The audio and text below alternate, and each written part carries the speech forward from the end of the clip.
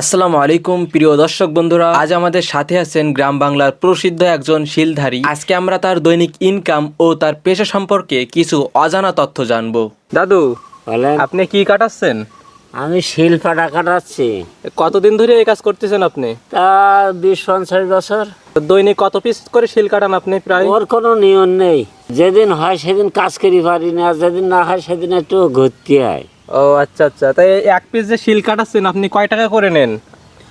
এই বিভিন্ন ধরনের পাথর বিভিন্ন দাম, 100-150, আবার দেখা যাচ্ছে 70-80 মানে শিলের সাইজ অনুযায়ী আপনি দাম নির্ধারণ করেন, এই তো? পাথর হিসাবে।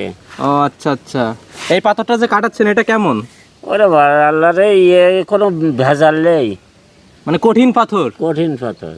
ও আচ্ছা আচ্ছা, ঠিক আছে। এখন আপনার একটু কাজের দক্ষতা আমরা দেখি। খুব সুন্দর করে তিনি শিলের ধার কাটাচ্ছেন। কই একটু কাটান, আমরা একটু দেখি। আপনি কত টাকা দিয়ে শিলে ধার কাটিয়েছেন তা জানিয়ে যাবেন আমাদের কমেন্ট বক্সে। দেখতে পাচ্ছেন কি সুন্দরভাবে শিলে ধার কাটানো হয়েছে। এমন ভিডিও আরো পেতে সাবস্ক্রাইব করতে একদমই ভুলবেন না।